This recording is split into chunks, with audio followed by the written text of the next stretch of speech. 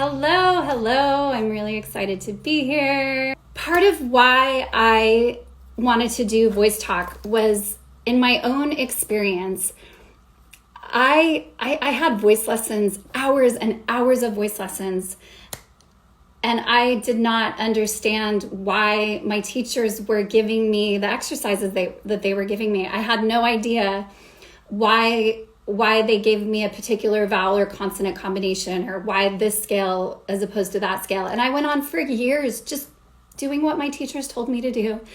And of course, you can make progress that way, but I didn't make the kind of progress that I wanted to make until I really started to understand how the voice worked and understood a little bit more of the science behind it.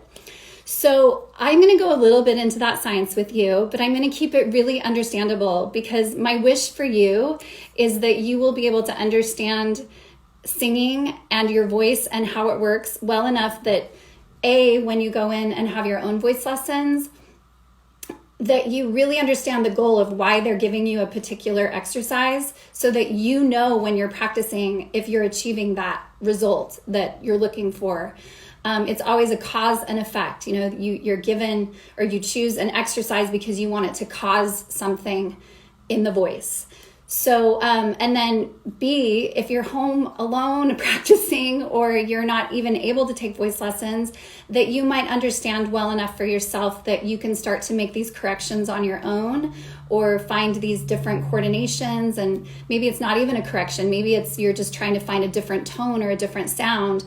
And also that we are singing in a healthy way that you can do for a very long time consistently, and that your voice is going to be healthy. I learned to singing in choirs at a young age, and then I was trained classically. So high notes did come pretty easily to me, naturally, but not in the way that I wanted them to.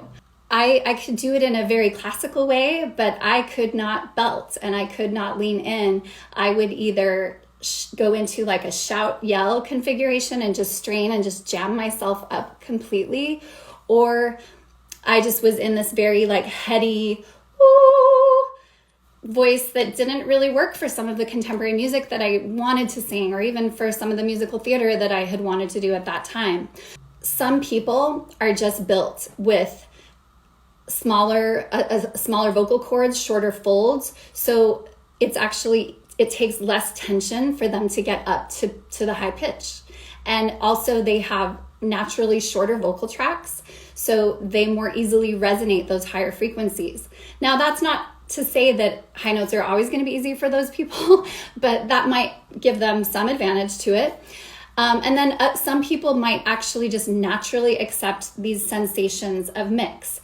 If we're talking about the two extremes of the voice, we have this gentle hootie falsetto voice that's like a woo, woo, whoop, that can really easily go up high without too much effort or effort to do it. And then we have this yell voice that's got more intensity, but on its own, it can't go up that high without causing a lot of strain and tension. It's more like our, hey, hey. And if I try to go up high with that, I'm going to like jam completely up.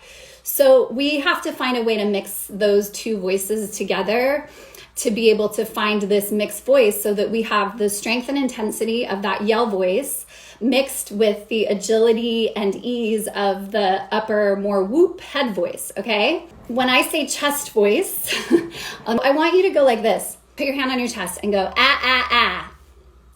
And I want you to see if you feel any sensations in your chest when you do that.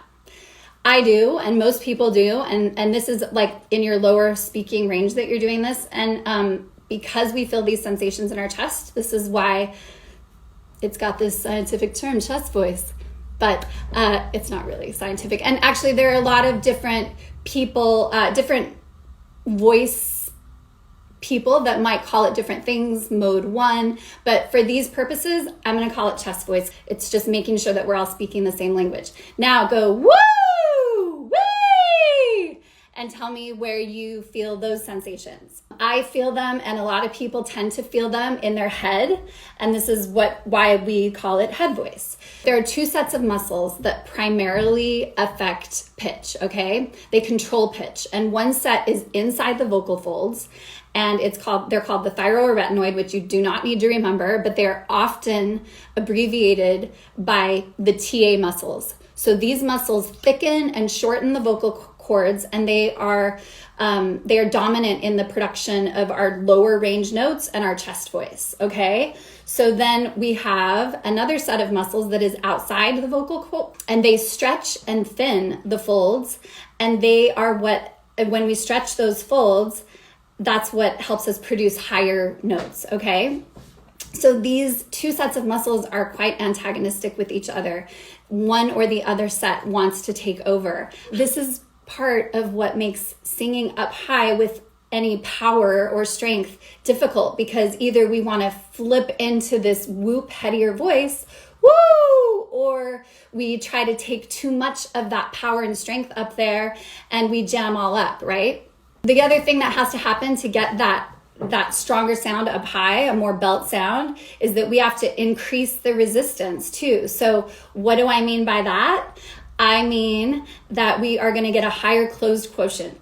So what that means is basically when we are at, like, let's just say A440 right here.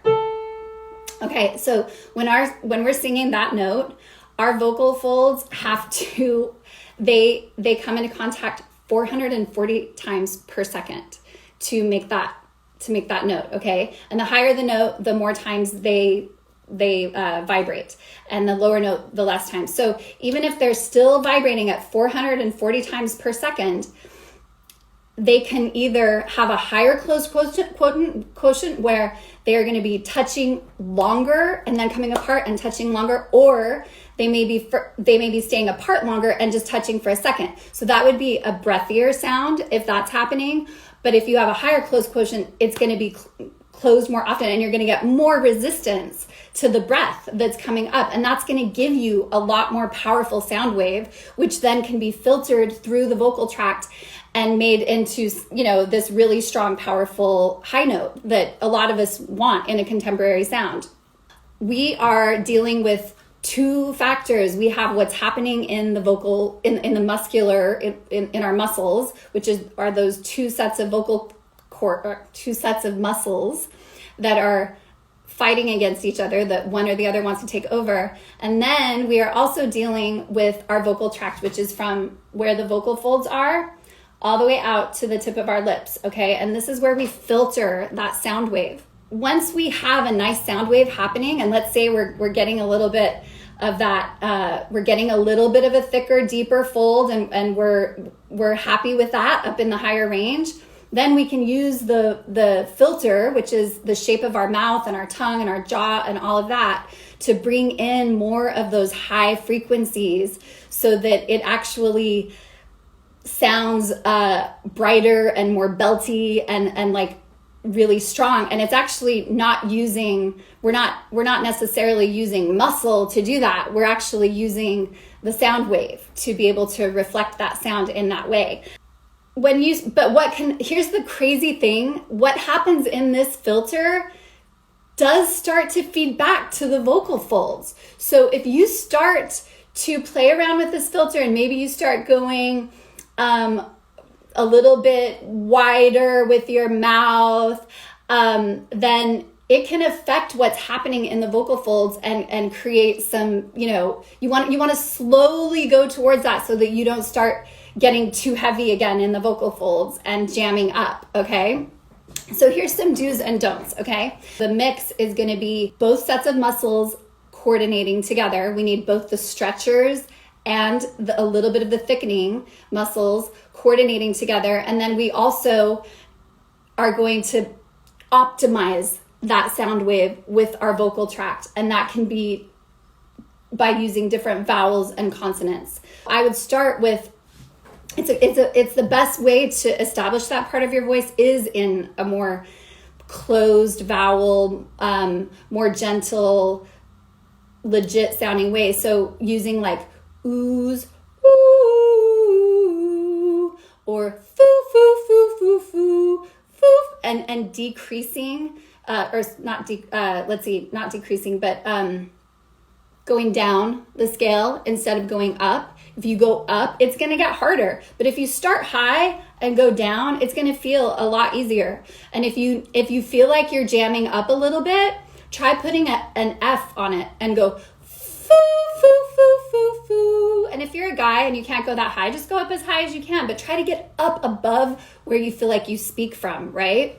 So adding the F or even a sh will help the air come out, and it will help you to not jam up those chords, okay? And the ooh is nice closed vowel, so it's gonna feed back to the vocal cords in a way that's not gonna encourage them to thicken up too much and make singing up high hard. I wouldn't start with trying to sing loud and strong up high in the beginning. You want to start in a nice, I would even start quietly. And once you've established some of those foo, foo, foo, foo, foo in a quiet voice, then some other ways to find that part of your voice would be lip bubbles. Some really good ones to help you get up into that upper range. And I know I'm talking about just finding the range. I'll get to like how to lean into it a little bit in a second here. But some really great things would be lip bubbles. And just thinking the vowel on the inside of that. So one of the things I like to do too is just take a breath and feel the back of your tongue drop, because that's going to allow the larynx to just relax. And then say and then you can start to take that up high just on glides, on pitch glides. So is a great way to discover that upper range.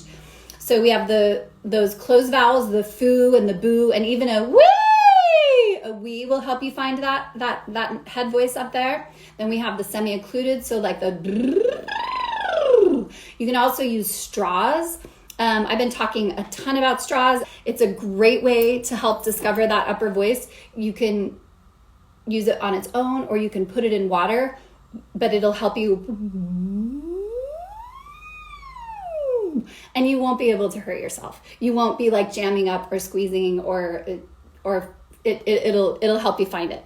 So that's how I would start with it. Then when you start to feel like, okay, I've found this, I'm understanding what this feels like, then you can start to play with the acoustics a little bit to encourage a little bit more of that, of a deeper vocal fold connection, and then as well as just more resistance to the sound. So a few of the things that I like to do with that would be I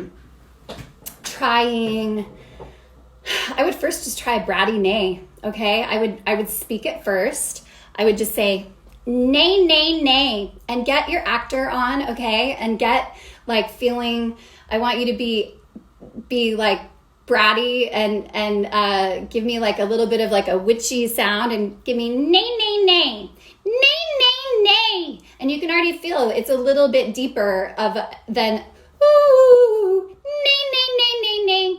I don't know if you can hear that in my voice, but it's definitely like a stronger, thicker connection, or thicker contact, not connection, contact in the vocal folds.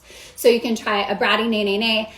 The other thing that I love to use when trying to get in more leaned in upper note is I love using the speaking voice to get up there. So just give me like a, hey guys,